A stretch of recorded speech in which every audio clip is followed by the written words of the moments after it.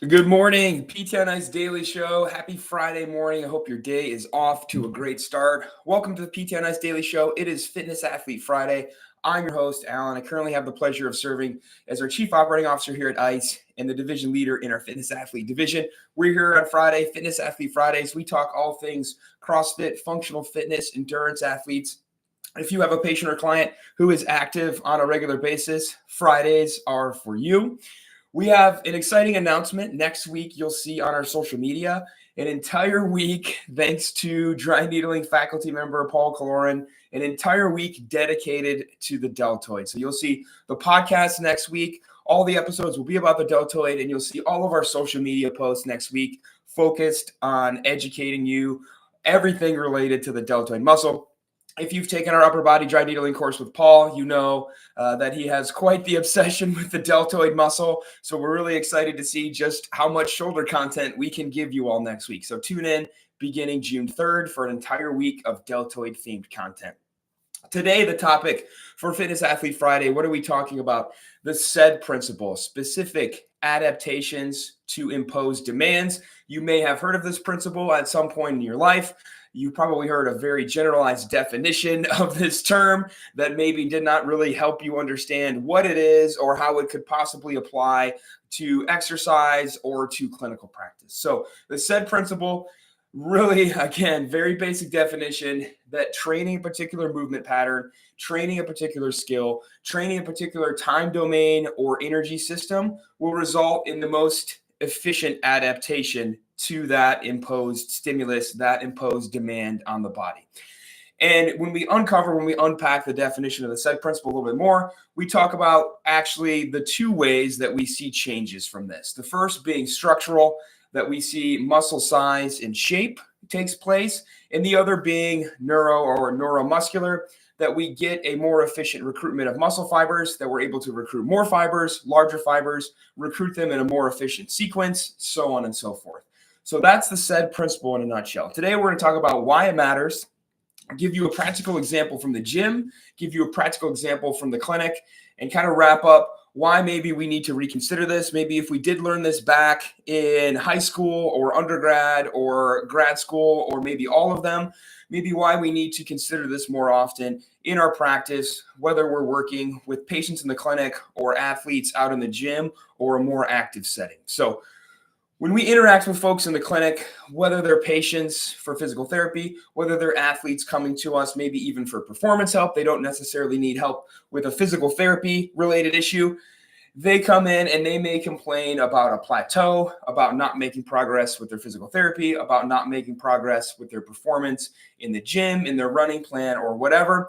And if we take the time to unpack, and if we take the time to assess a couple things, what we usually find with these folks is they seem to be at a plateau, but it's really because they're not doing things specific enough to create the adaptation that they're wanting from the stimulus that they're giving themselves. Their rehab exercises, their exercises in the gym, their strength training, their endurance training, whatever that might be. And so why does the SAID principle matter? Training similar things may result in some carryover, but people, I think, fail to understand that it won't result in the most efficient, time-wise, in the most efficient carryover to develop a specific skill, a specific movement pattern, a specific progress towards a goal. So we often say, hey, will doing a bunch of strict pull-ups make you better at strict pull-ups? Yes, of course.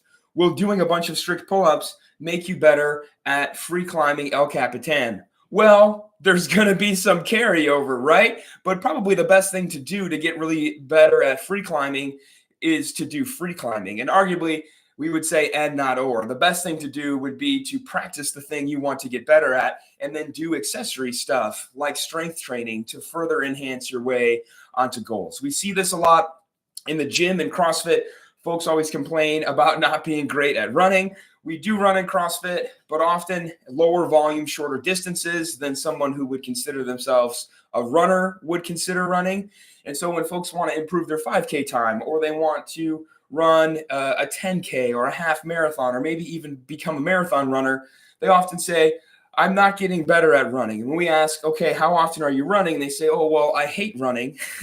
Running bothers my shins. So every time there's running, I just row or bike.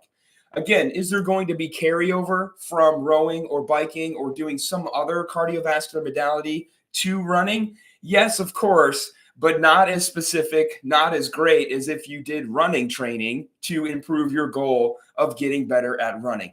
There are certain things that happen when you run more. You get an improved running economy. You get more efficient in that movement pattern because you're spending time in that movement pattern. And yes, we can get cardiovascular adaptations from rowing or biking, but it's just not going to translate 100% to that specific thing. So that is why the said principle matters. When we look at our practical example in the gym, we just had a benchmark workout last week at our gym called Grace. You may have heard of this CrossFit benchmark workout. 30 clean and jerks for time at a standard barbell weight of 135.95. And talking to members that day, people asking, hey, like, what is the world record on this? Do you know? I do know. It's 59 seconds, right? With some people completing it, CrossFit Games athletes under 90 seconds. And so the conversation began, okay, if this takes me 8 minutes and it takes them 90 seconds, what is the difference between them and me? And I think a really lazy answer when people want to improve their performance, when they want to break through a plateau, whether that's in the clinic, whether that's in the gym, is, well, they're just in better shape than you, right? That's a very lazy answer. When we break down why is that person better at doing that workout than you, we can start to unpack some characteristics, some specific characteristics of why their performance is higher than yours. We look at somebody like Matt Frazier, 5-time CrossFit Games champion, a minute 18 clean and jerk, Grace time, 30 clean and jerks for time, which is faster than a clean and jerk every 2 seconds. So moving fast, moving unbroken for 30 clean and jerks. What do we know about that athlete? Again, the lazy answer would be, well, he's been doing CrossFit a long time and he's just in better shape than you. Yes, but why? And the why matters, the specifics matter, because that can turn into a training program for a person who wants to maybe cut 15 or 30 seconds off their Grace time, or cut time off their 5K, or get better at strict pull-ups or rock climbing or whatever, right? When we look at Matt Frazier, why is he better at that workout? A long history of Olympic weightlifting, very familiar with a movement like the clean and jerk, very efficient in the clean and jerk, very strong, not only in the clean and jerk, but the movements that support the clean and jerk, the front squat and the strict press, an athlete who can strict press above his body weight, an athlete who front squats several times his body weight, and an athlete who has a 425-pound clean and jerk, right? So when we look at a 135-pound barbell compared to a 425-pound clean and jerk, a 500-pound front squat, a 250-pound strict press, we say, okay, this is a very strong individual, and specifically related to things like the said principle, he is very well trained in this specific movement pattern. It makes sense that because this is an incredibly light barbell for him, that he can hang on to it for 30 reps, move it touch and go unbroken, and get that workout done in 90 seconds that might take you 5 minutes. Why? You don't have as strong of a clean and jerk. You don't have as strong of a strict press. You don't have as strong of a front squat. You aren't as efficient at cycling that barbell because you have not been doing CrossFit as wrong. And in specific, we also look at time domain, right? He is getting a workout done while he is still in the anaerobic glycolysis time domain. He still has a lot of high power output versus when you transition, when it starts to take you more to 2 to 3 minutes, we know your power output goes down. We know you're transitioning into your aerobic energy system. He's getting it done because he's more efficient at it before he runs out of gas. And so how do we take that and translate that to a training program for that athlete? Well, of course, we need to work on your front squat. We need to work on your strict press so that your clean and jerk gets stronger. We also need to train your clean and jerk so you get more efficient at clean and jerks. We need to train your clean and jerk where you do touch and go reps at a light to moderate weight so you get efficient in the endurance of the clean and jerk, not just the strength. And we need to train a very fast, explosive time domain for you, right?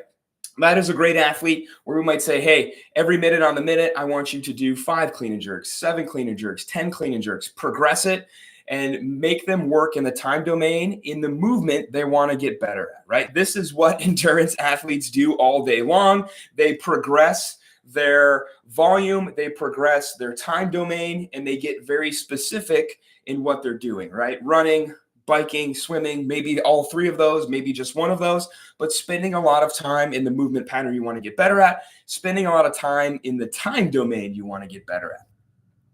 Switching gears, we see this happen in the clinic as well. Just like somebody is plateaued maybe on a workout like Grace, we have patients who are maybe plateaued in their plan of care. And if we're not careful, if we're not specific, if we're not assessing in the clinic, if we're not using our clinical reasoning, we can develop a very high quality loading program, a very high quality accessory program for the wrong area, for the wrong athlete, for the wrong time domain. I call this the specific humdrum adaptation to rehab treatment, or the SHART principle, right?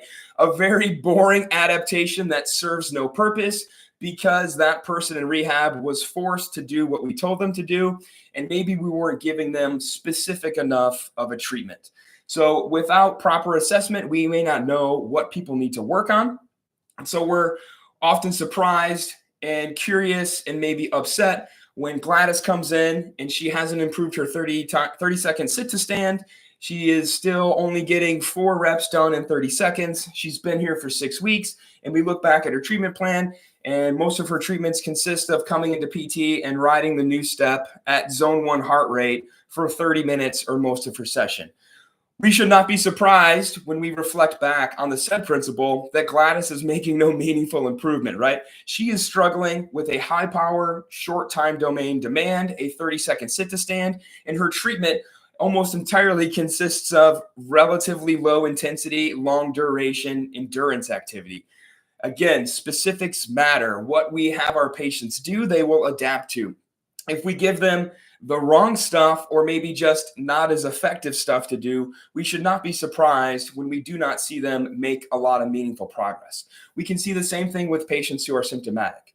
Why are we surprised when Mark comes to the clinic? He's made no progress on his lateral elbow pain, and all we're giving him in PT is high volume, low load, banded, or lightly resisted exercises. We know that's a tendinopathy. We know it needs load. Specifically, it needs time under tension, and it needs progressive loading.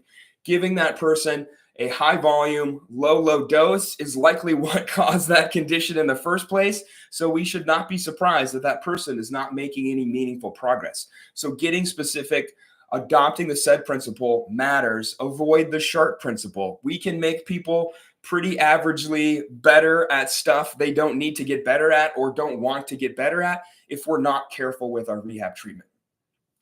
I truly believe we have a lot to offer patients and clients from both a rehab and performance perspective, but only if we take time to assess where is this person weak in their game, what is the most important thing, or the maybe most important 2 or 3 things they need to work on.